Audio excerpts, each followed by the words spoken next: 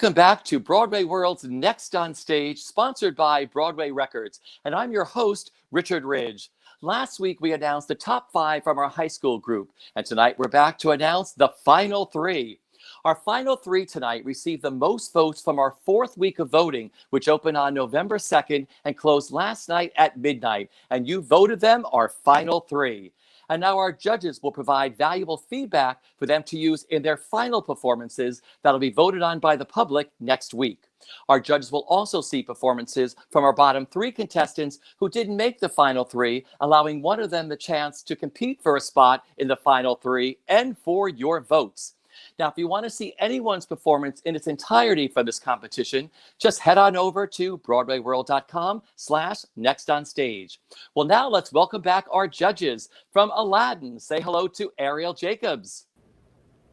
Hello. Hey, from Kinky Boots, welcome back Professor Kyle Taylor Parker. Welcome, Professor. And from Wicked, let's say hello to Brittany Johnson. Hi. Hey, Brittany. Welcome back, judges. How excited are you? This is the final 3. I am am so excited. I can't wait. All righty. So let's just kick it off. First up, we have Gabriel De Los Santos. Last week, he sang You'll Be Back from Hamilton.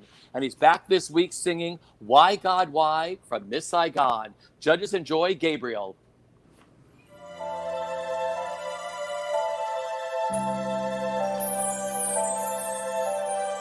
Why does Saigon never sleep at night? Why does this girl smell of orange trees? How can I feel good when nothing's right?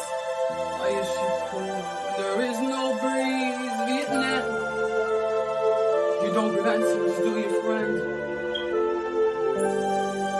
Just questions that don't ever end. Why, God? Why today? I'm all through here, on my way. There's nothing left here that I'll miss. Why send me now a night like this? Why me? What's your plan? I can't help her. No one can. I lied to my memories as they were, but now I'll leave remembering her.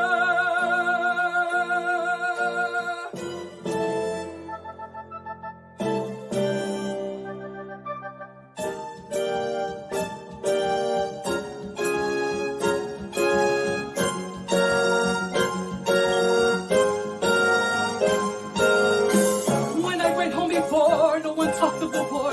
What they knew from TV didn't have a thing to do with me. I've back in Rio, sure, Saigon's corrupt. It felt better to be here driving for the embassy. Cause here with you comes all the strings. A guy like me lives like a king. Just as long as you don't believe anything. Yes, what a way, Gabriel, to kick off our final 3, right? Let's hear it for Gabriel. Kyle, I'll start with you. I mean, so great. I only have a lot of really great things to say. I think you built the song gorgeously. I was really following that 3-act play, and that's something we talked about with you, like with this gorgeous voice, not starting at 100 right away and getting us to like really go on the journey with you. And I totally did. So great. Your voice is just so gorgeous. I only have great things to say. I can't wait to see you do more. I love that. Ariel, for you. I totally agree. Your voice is just divine. Every single week, every time you sing, it's like glorious. I love it. And so full and beautiful, and the tone. I can't say enough. I can't say enough about your voice. There was one thing I was curious about is how you can build a moment before for this song and for every song. Like, what is the thing that happens right before the song starts? And there's got to be some sort of thought or something that you're reacting to, you're responding to. So it could be something in front of you that you see or hear, something that a question you ask yourself. Kyle talks about the questions that you can continue to ask yourself through songs.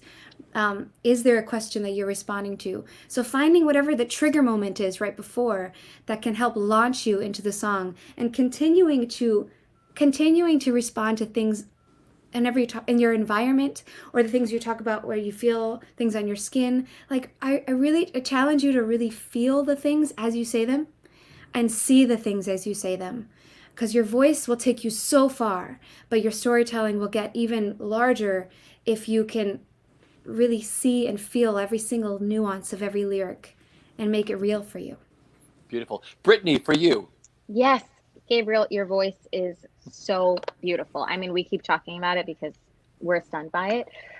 So all of the things that we're saying, honestly, are just being nitpicky to try to help you get to that next level. So for me, I loved that performance. I think what I was missing from it was that desperation. This song, where it takes place in the show, it's like the pinnacle of emotion, and I was missing that inner turmoil, that like I want to stay but I have to go, but I also want to go. I like all of these questions and problems that are like these obstacles that are in your way, and you're sitting there trying to grapple with God about how you're going to get through this situation. And I was missing that desperation, and I think I started to get it in the second part of the song, in your second act, when you're singing even bigger, and it was so gloriously beautiful. I was starting to get it a little bit, and I think one thing that, like, technically that is, I think, a habit of yours is what I like to call pin on the wall. There's just one spot that I think you get a little bit distracted by on the wall, and it takes you out of your environment when you think that you have to just look at that one spot. And as soon as you opened up in that section I was talking about, and I felt your environment, and it felt more real. So I would encourage you to explore your environment in your actual body language and your sight lines. One thing that might help it also, because we talk so much about making it real for you, making it personal for you, making it feel like it comes from within. I had a fantastic director who told me once that you want these words to feel like you're writing in your journal, not that somebody gave you these words. So if you actually take the time to slowly write out the lyrics and write them out as if you're writing in your own journal, that might spark some visuals or things that you can draw on like emotionally when you're performing the song, but that can make it feel like it's coming from inside as opposed to saying words that somebody gave you. So beautifully put, all of you. You know, the stakes are so high for these kids now. This is the final three. What must be going through their minds when, like, they turn their little video machine on, or, you know, whatever they're filming on, and say, this is it for me. But they're all doing such a great job. Really great feedback from all of you. Okay, up next is Hayden Peterson. Last week she sang "Dying Ain't So Bad" from Bonnie and Clyde. And this week she's singing "Meadowlark" from The Baker's Wife. Enjoy Hayden. When I was a girl, I had a favorite story of the meadowlark who lived where the rivers wind. Her voice could match the angels in its glory, but she was blind. The lark was blind. An old king came and took her to his palace, where the walls were burnished bronze and golden braid. And he fed her fruit and nuts from an ivory chalice, and he prayed, "Sing for me, my meadowlark, sing for me of the silver morning. Set me free, my meadowlark, and I'll buy you a priceless jewel, and a cloth of brocade and crewel, and I'll love you for life if you will sing for me." Then one day as the lark sang by the water, the god of the sun heard her in his flight,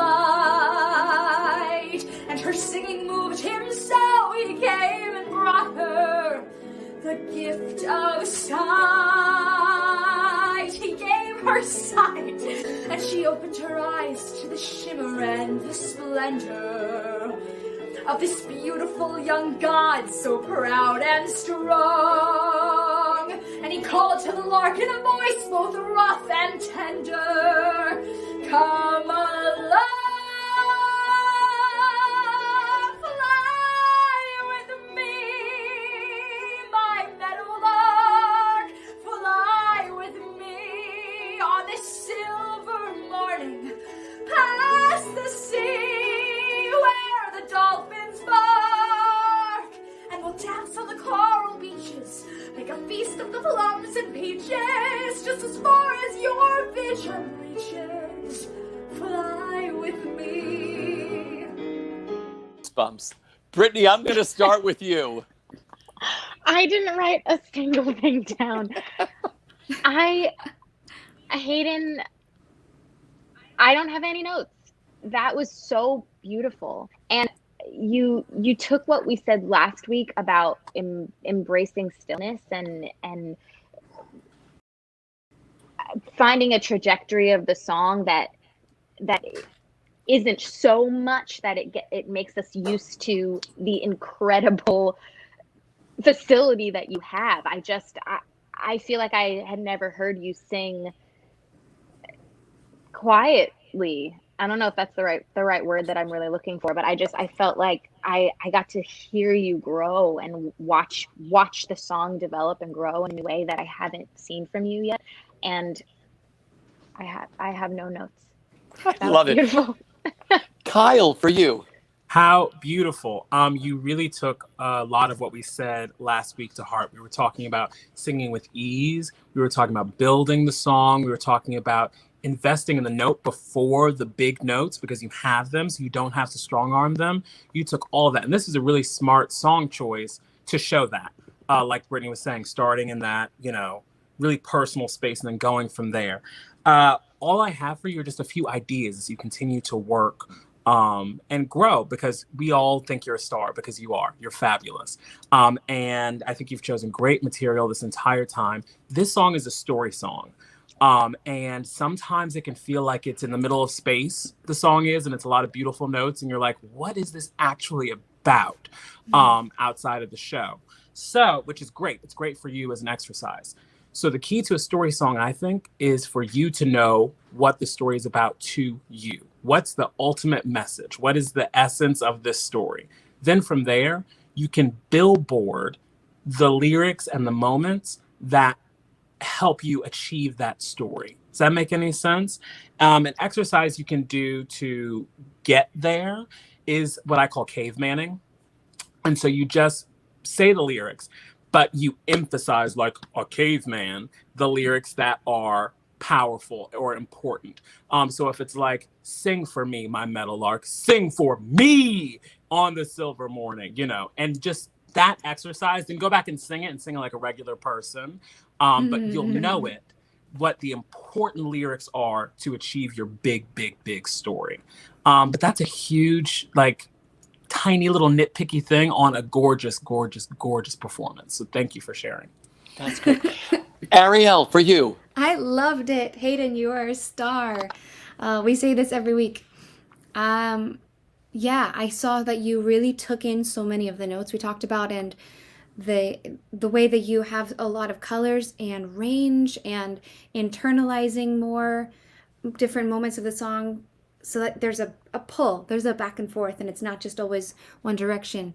That was really spectacular work. And I wrote down storytelling as well, because the storytelling of this song is such a challenge in that it's almost like, why are you saying these things? Because they are entertaining and they are a story that people want to hear. Like you will draw the audience in and people will listen. But underneath, what's the reason why you're sharing this? What are you covering up?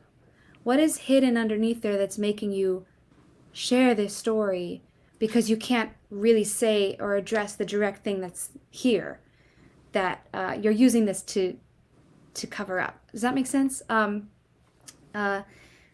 don't know if there, I want to see, like, I feel like you know, but I want to see that you know. I want to see that there's something there that you're choosing to tell this story instead of talk about that. As lighthearted as this story is, and as beautiful as it is, and how it's glorious.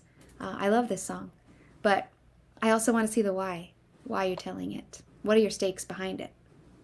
You know what might help it too is what we were talking about last week with circumstance. If you gave yourself a circumstance in which you were singing the song and why you needed to sing it, as opposed to the outcome coming from us, because I felt like you were really sharing the story and telling the story to us. But what if the stakes were a bit heavier, where it's like you had to decide that you have to go and that your voice has to be set free. So you're singing the song to yourself to give yourself the courage to leave a really bad situation. So that already gives it more weight. Mm-hmm. So circumstance, I think, might help us get to this clear storytelling place. Yeah, I love that. I love it. She has the most expressive eyes. Besides having this stellar voice, you can see into her soul through her eyes. And not everybody has that, especially with singers. I think that's great. And I thought, like you said, the choices she has made, and her backdrop was just a simple sheet. Yet she dressed in this beautiful, peasant outfit that, matched that song so beautifully. I thought she did such a beautiful job this week. Her outfit every week is so on point. She's fierce. Do you want to dress me? Totally. But I've always noticed that with her, and it doesn't overshadow her performance. It just enhances it in a certain way, which I've always been aware of her work from the very first day, which I think is really fascinating with her. Oh my gosh, here we go. Rounding out our top three, it's Sarah Lepre. Last week, she sang On My Own from Violet, and she's back this week to sing At Long Last from Bright Star. Judges, enjoy Sarah.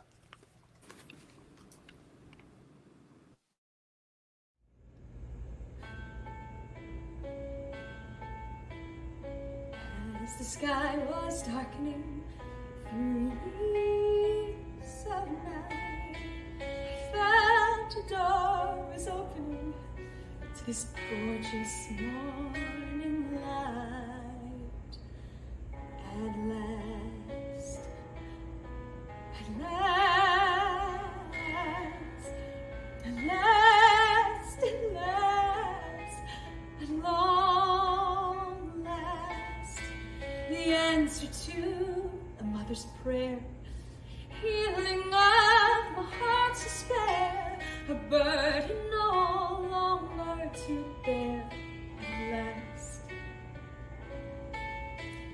fountains in the square filled with flashing coins, wishes in the water, hope to find my boy. Endless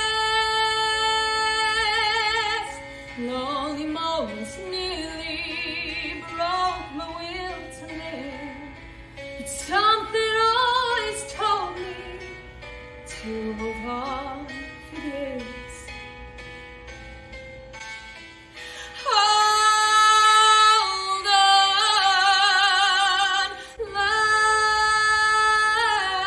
love is coming home.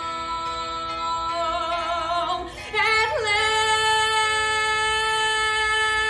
at last, at last, at last, at long last, a blessing unequivocal. Truly, it's a miracle. Faith restored and hope secured. At last, hallelujah, hallelujah. It's the day I've waited for. It's the day I've waited for. It's the day I've waited for.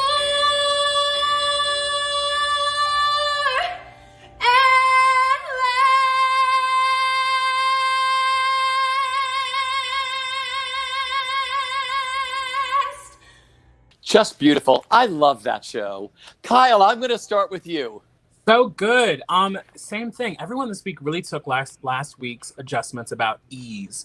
And building the song. I felt like there was a real sense of ease and sense of self, and knowing it, not showing it. So kudos, congratulations. So good.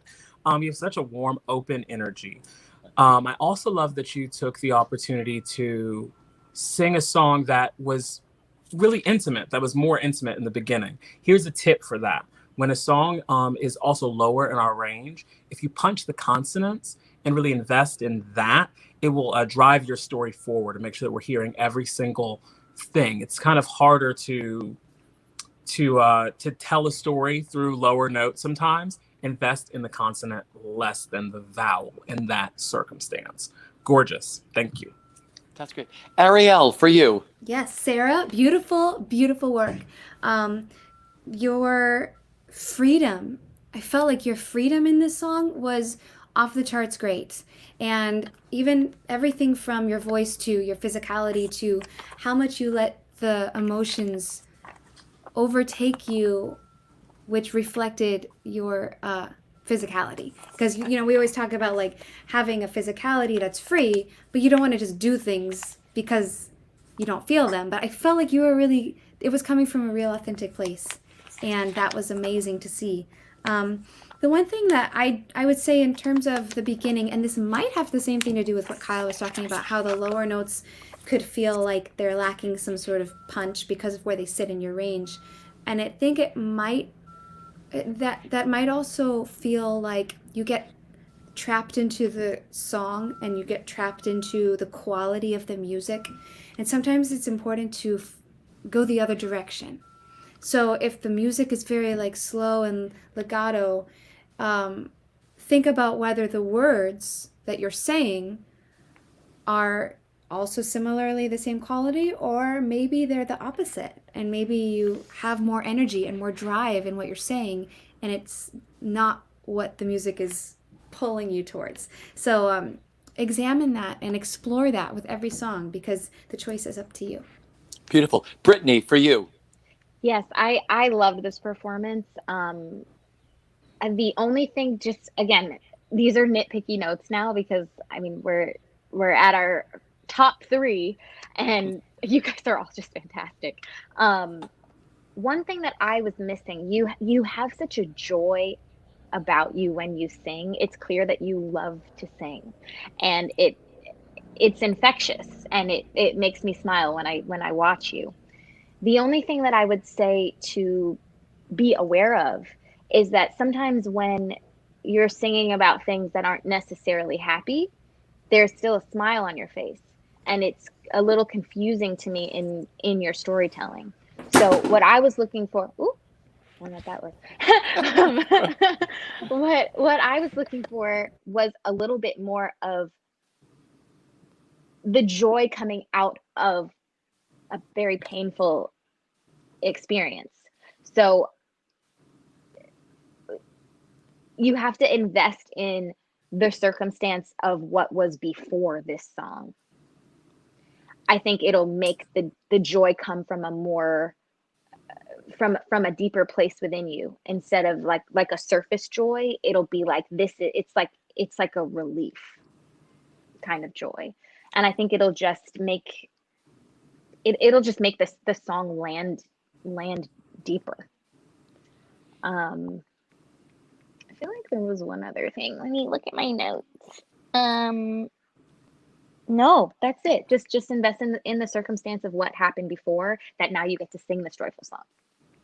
I love when you kicked it off earlier, Kyle, when you said it's all about circumstance. And I think all these students have all taken all your notes to heart, especially from last week to this week, with storytelling and freedom and circumstance. I mean, they're also wonderful. I mean, this is a masterclass. You 3 are masterclass. I know you're all teachers. That's why I called you professor, because I know, Kyle, you just started again. Did you just start teaching somewhere? Yeah, I just started teaching at the American Musical and Dramatic Academy in New York. So I'm really excited that I get to share this time right now with such talented young people doing what we all love.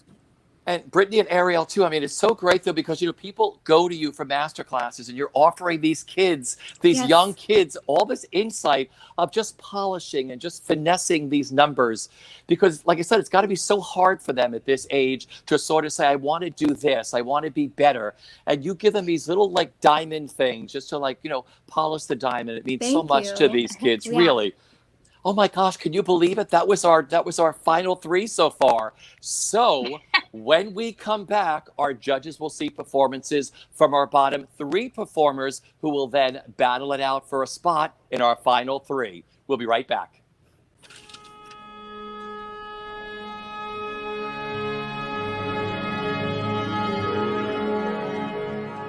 Welcome back. Now our judges will see performances from our bottom 3 performers who didn't make the final 3. Here we go, judges. First up is Charlie Wade. Last week he sang Empty Chairs at Empty Tables from Les Miserables, and this week he's singing You Will Be Found from Dear Evan Hansen. Judges, enjoy Charlie. Have you ever felt like nobody was there? Have you ever felt forgotten in the middle of nowhere? Have you ever felt like you could disappear? Like you could fall and no one would hear?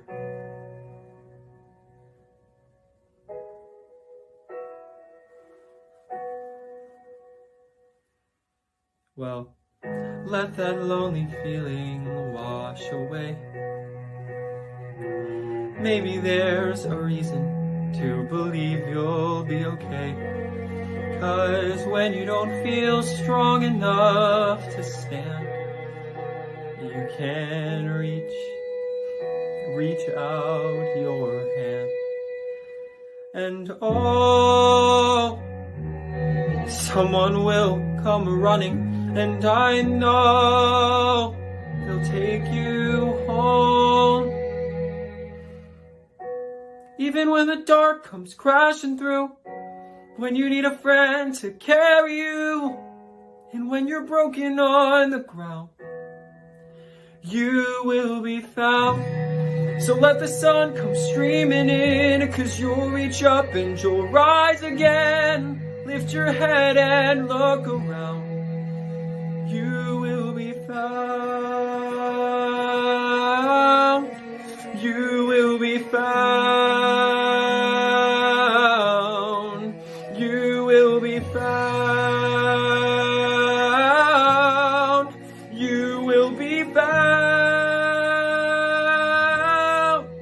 You will be found. Up next is Oluchi Wakori. Last week she sang Moments in the Woods from Into the Woods, and this week she's back to sing Shopping Around from Wish You Were Here. Judges, enjoy. So I'm shopping around, just looking where men are concerned. I'm just shopping around. A girl must compare men for wear or for tear before she buys. Well, if she wants the best, then she just has to test all kinds of merchandise. So I'm still young, I'm testing. Don't wanna get stung, no, sir, not little me. There's no guarantee on a bridegroom to be. So if you want the best to be found, you gotta keep shopping. Leisurely shopping, not buying, just shopping around. You don't buy the first pair of shoes from the clerk. You don't buy perfume till you spray it. You don't buy a clock till you're sure it will work.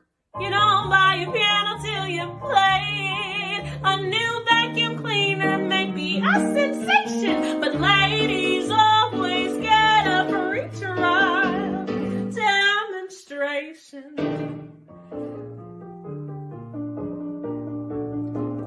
gotta beware. Simple things here and there know what they do.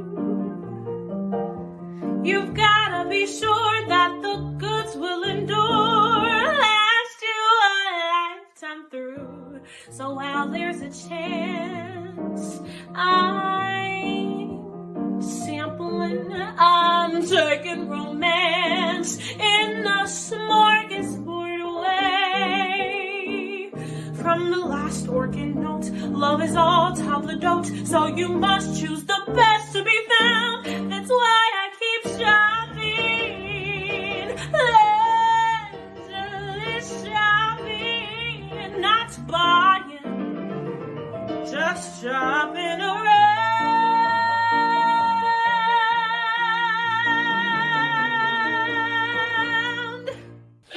Finally, I know, right? Finally, here is Ava Nicole Francis, who last week sang No One Else from Natasha Pierre in The Great Comet of 1812. And this week she is singing Bring Him Home from Les Miserables. Birds die one by one. How soon they fly on and on. And I am old and will be gone. Bring him peace. Bring him joy. He is young. He is only a boy. You can take, you can give.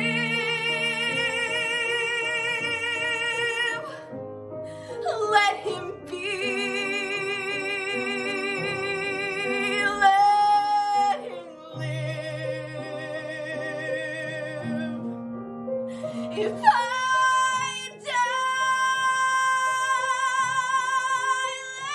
let me die. Let him live. Bring him home. Bring him home.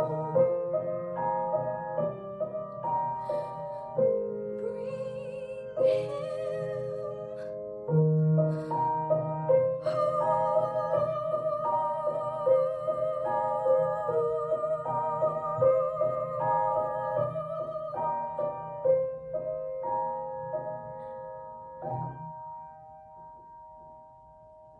Well, when we come back, our judges will share who they are saving from our bottom three, who will then move on to our grand finale.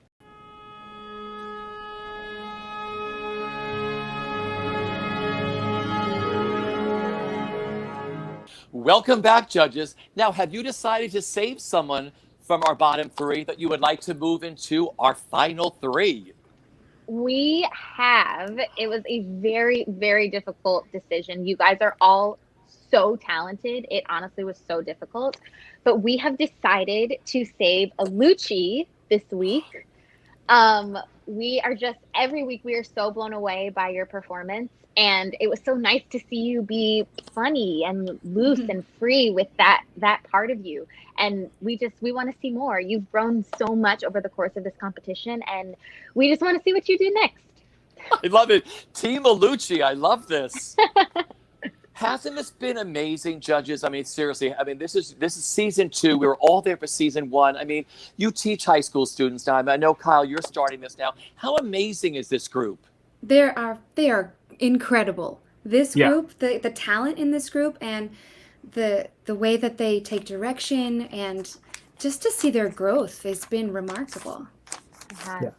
That's really terrific. Now, is there something, so they're moving into their final performance that'll be voted on by the public. next week.